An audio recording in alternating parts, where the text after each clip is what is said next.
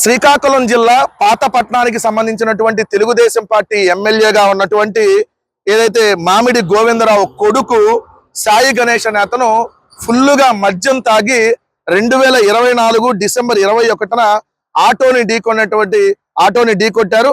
ఆటోలో 5గురు ఉన్నారు. 5గురిలో ఒక వ్యక్తి ఏదైతే తీవ్ర గాయాలతో మరణించడం జరిగింది, హాస్పిటల్లో చికిత్స పొందుతూ. ఆ విషయం లేటుగా ఈరోజు బయటకు వచ్చినటువంటి పరిస్థితి.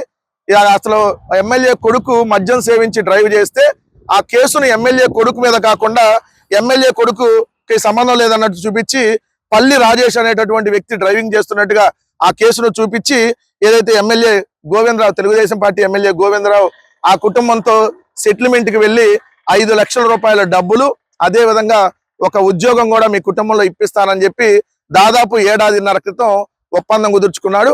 ఈ రోజు ఆ 1.5 ఏళ్ల అయినా ₹1 కూడా డబ్బులు ఇవ్వకపోవటం వల్ల ఈ రోజు ఆ బాధిత కుటుంబం బయటికి రావటం వల్ల ఈ సంఘటన ఈ రోజు బయటకు వచ్చింది.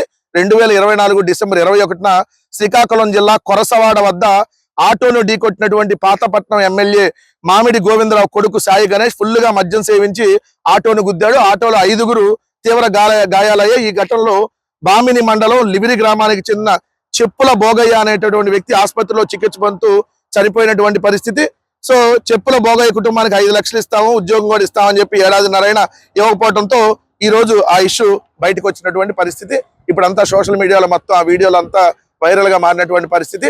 మరి చంద్రబాబు నాయుడు గారు మీకు కొద్దిగన్నా సిగ్గు సెర ఉంటే మరి ఈ రోజు ఎమ్మెల్యే తెలుగుదేశం పార్టీ మీ ఎమ్మెల్యే ఏదైతే గోవిందరావు మీద, గోవిందరావు కొడుకు మీద మరి మర్డర్ కేసు పెట్టి ఎప్పుడు అరెస్ట్ చేసి ఎప్పుడు జైలుకి పంపిస్తున్నారని అడుగుతా ఉన్నా.